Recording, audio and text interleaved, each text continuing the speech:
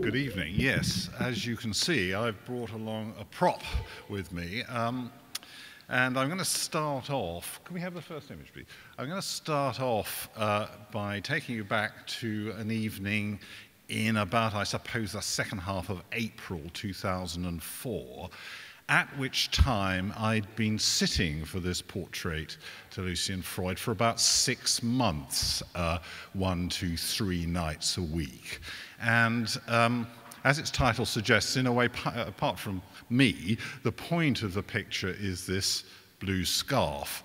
The blue being, although it's not a very bright blue, being a rather unusually rich, bright colour for Lucian, who isn't a great one for bright colours, which is a point of view he encapsulates by explaining that the reason why he doesn't want to take drugs is that he's read that drugs make you see wonderful colours. He says, I don't want to see wonderful colours, I want to see the same colours every day.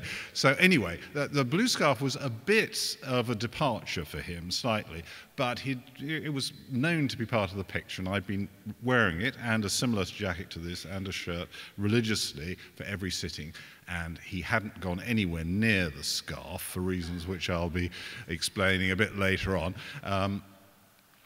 But at the previous sitting, it had emerged that this was going to be the evening when he would start to put on the blue on the canvas. So there's a lot of mixing up, and that wasn't quite right, so mixing up again, and no. This happened 2, 3, 4 times.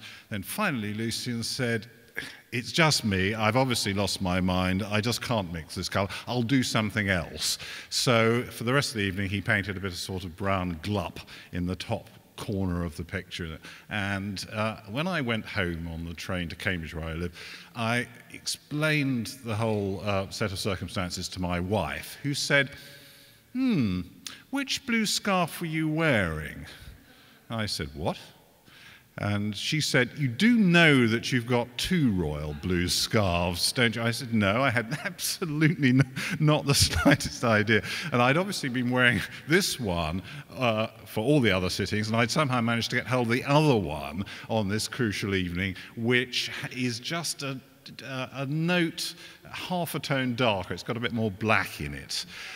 So I decided I wouldn't mention this to the artist, this incident. I just wore the correct scarf for the next sitting, and so things went on smoothly from that point, though rather slowly. Next image, please.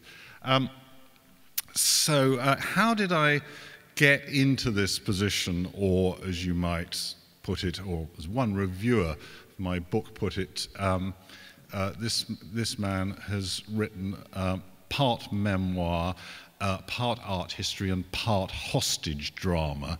The hostage part being that he felt I was being imprisoned by an artist who was painting my picture, wouldn't say how long it would take, and reserved the right to destroy it at any moment. Well, of course, it was much more pleasant, in fact, more exciting than, in a nice way, than a hostage drama. How did I get in this position? Well, to explain that, I need to go back to when I first met Lucian, which was in 1995, when he sent me a postcard about something I'd written. Exciting moment, a postcard from Lucian Freud appeared through the letterbox. Quite a rare document, because he doesn't write a great deal. I was shown the other day a letter from him, carefully preserved by a West End art dealer between 2 sheets of transparent plastic. He'd been considering joining this gallery about 25 years ago, and he'd written this letter saying, the thing I like about your premises is that it has 2 exits. He could always get out of it if he saw somebody coming. So anyway, I got this postcard. And as a result, we met, we had lunch. We became friendly in the way that we'd have lunch every 2 or 3 months, and I'd have a look at his new work, and after a while it became apparent to me that it was completely impossible to pick up the check for these frequent and lavish meals. So in order to reciprocate in some way, I started inviting him to jazz concerts, because I was, that time I was doing quite a lot of reviewing live music, particularly jazz, for the Telegraph. And of course, when you review, you get 2 tickets. And previously, I just tend to put my coat on the other ticket. But afterwards, I thought, well, Lucian Freud can be my date, and which really impressed the Times critic. So we went to see, you know, Wynton Marsalis and Cassandra Wilson, and Ray Charles is one I really remember, because it was Lucian's Artist's Reaction, which it was a very good concert, in the middle of which Ray Charles had a tremendous argument with the sound man, which was very exciting. And as we were walking out of the festival hall, Lucian said, he really knows how to wear clothes, which is interesting. So anyway, and so things went on for about 8 years until the end of 2003, when I had hit a sort of a slightly sticky patch. I'd lost a newspaper column. I was feeling a bit sort of at sea, and for that reason, I think I'd long thought that it would be an interesting thing to sit for this great artist, as I believe him to be. But something pushed me over the edge. I think the other reason people like having their portraits painted is it's an assertion that you exist. And so anyway, I somehow plucked up the courage one afternoon when I was having tea, and I said something very differently along the lines of, well, if you wish to paint me, I think I probably could find the time, but of course, and I was expecting him to say, that's a nice idea, maybe one of these days. And in fact, he said, could you come next Tuesday evening? And so, next image, please. So I was locked into this position in that chair. That's the setup for the portrait. The important thing was, the crucially important thing was that the chair, the picture, Lucian and I should all be in the same relative positions, always. So the first thing he did was mark in chalk around the legs of that chair, and the first thing we did at every subsequent sitting was to look for the chalk marks on his studio floor, which was not an easy job, actually, although he usually seemed to be able to find them. It was a night picture. I sat in the evening, and you can see just about in the top left-hand corner of that picture an enormous lampshade around a 500-watt bulb, which provided the illumination. So there it is, and that's the finished picture. The only difference on the first evening was the canvas was blank, of course. In the first evening, he put on a charcoal sketch. Could I have the next image, please? Lucian's technique is unusual. In fact, it's been described to me by another leading figurative painter as completely crazy. What he does is he starts in the middle of the image and works out, as he starts at a sort of critical point. In my case, it was a sort of blob in the middle of my forehead. You can see the effect in this unfinished picture of Francis Bacon. You get a sort of mosaic of paint which moves out, which is why it had taken so long to reach the blue scarf. That was unfinished because Francis Bacon went on holiday to Morocco, not because it was considered unsatisfactory. In fact, it's rather beautiful, I think, picture. So the picture advanced very slowly. I remember I started posing in November. Just before Christmas, my wife came down and had a look at it, and we went out and had dinner, and she said, it's a good likeness. And I said, what do you mean? Well, all there was 2 eyes and a pair of eyebrows looking out of the camera. She said, it looks like you. Next image, please. Having shown you a picture of Francis Bacon, and I thought I'd show you this photograph of Bacon and Freud together in the street in Soho, I conjecture, and from the style of Bacon's Mackintosh, I should say, circa 1970, photograph taken by Harry Diamond, Soho photographer. great British painters, you might say, are a bit like buses. You get Turner and Constable, and then you wait for another 150 years and you get Bacon and Freud coming along together.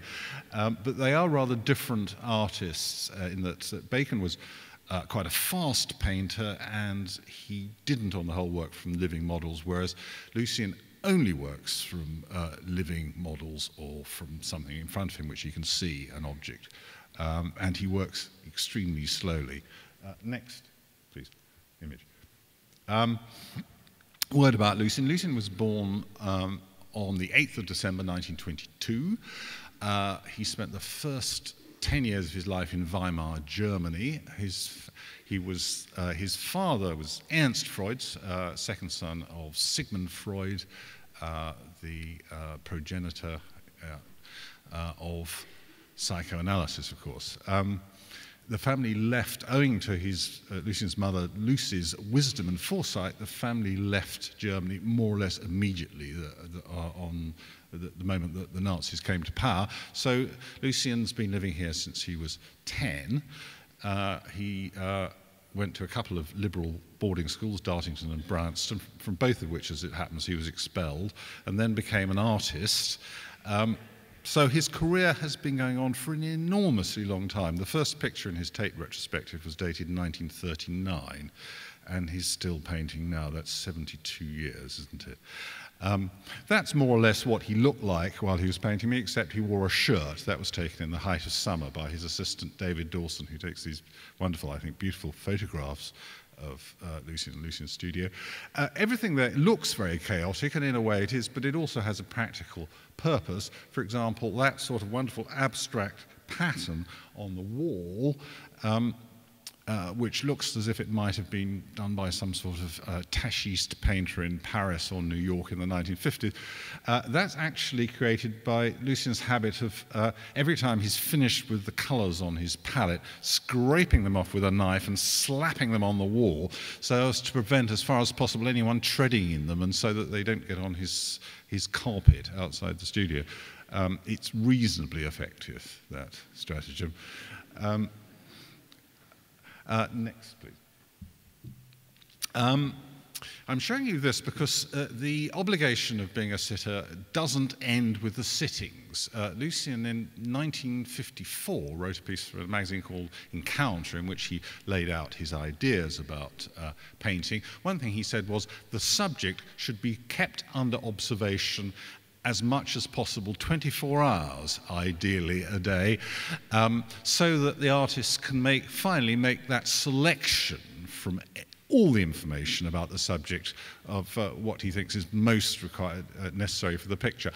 In practice, this means you have dinner after the sitting, and in fact, it's not too tough. You have to go to the Wolsey or the Candelocatelli or one of Lucian's preferred restaurants. And the idea is he can observe the sitter at ease because sitting is a rather artificial situation. He likes to see the mobility of the face and different expressions and so forth. He once was silent for quite a long time while we were eating, and I said, "What are you thinking about?" And he said, "Your ear." So that's... of course, I had colleagues. Next slide. He was painting several other subjects at the same time, including 2 horses which lived in stables in Wormwood Scrubs, discovered by David Dawson and run by nuns, an unusual operation. That's the grey gelding having a look at his portrait. On the next slide, please. On the mornings when the horses weren't posing, Lieutenant Colonel Andrew Parker Bowles was posing for this painting, which was finally called The Brigadier. A very long job, because it's a big picture. He'd already been posing for over a year when I began, and it carried on for another 6 months, every 2 or 3 mornings a week, I think. A detail of that gives you an idea of the powerlessness of the sitter, in a way, in this situation. His dress uniform, as you can see, was tailored for him when he was somewhat younger date, and as a result, he was inclined, especially when he fell asleep, as he played the chair was very comfortable. He was inclined to bulge a bit out of it. And he mentioned this to Lucian, and Lucian, one hears about the other sort of whispers. You don't often meet them, but they're like sort of virtual colleagues. He's complaining about his stomach. I think I'll emphasize it a bit. Next one, please.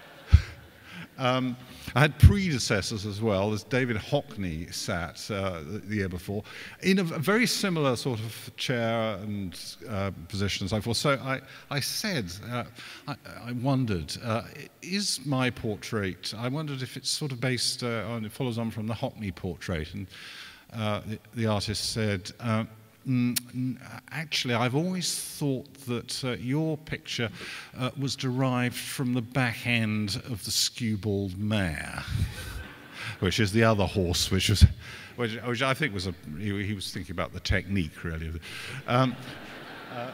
Next. Hockney thinks he's posed for 130 hours. That's about average. I probably for a picture of that size. Contact hours. And he says, I think correctly, you can see the time layered into the picture. All those hours, all those observations. Next, please. All the pictures I've shown you so far, except arguably the horse, have been clothed. But of course, many of Lucian's pictures are nudes, and his feeling about people is that, well, they can wear clothes, but they might as well not, and he likes to view the head as another limb. So he doesn't really paint nudes, he paints naked portraits. This one, the benefits supervisor resting from, I think, 1993 or 4, happens to hold the record of being the most expensive picture work of art by a living artist ever sold at auction. It sold for £17.5 million approximately a few years ago. A situation glossed by Lucian as my things seem to be getting rather expensive these days. Next, please. This one of John Deacon, Soho photographer, I've put in just to illustrate another of the pitfalls. Daniel Farson describes in his memoir of Soho how one day, while Deacon was posing for this picture, which looks as if it might have taken about 5 minutes, actually took 2 years apparently, 1963 to 64, came into the French pub one day and sat deep in despair and gloom at the bar, head in hands, and everyone said, "What's the matter?" And he said, "He's just decided to start all over again." Next, please. So I'm going to leave you with, I hope my 15 minutes is about up. Here's a picture. I realized early on in this proceeding that it was rather like what Princess Diana said about her marriage. There were 3 of us in the studio, him, me, and it. And also, actually, another picture of the young woman who was posing on the nights when I wasn't for that picture, which had been wheeled around the corner. But anyway, there are the 3 of us, him, me, and it. And I want to leave you with a little conundrum, which is, from that picture of me by him, do you think you learn really more information about him or more about me? And conversely, from my book, which is about him painting me, do you think you learn more about him or possibly more about me, the author? That's all.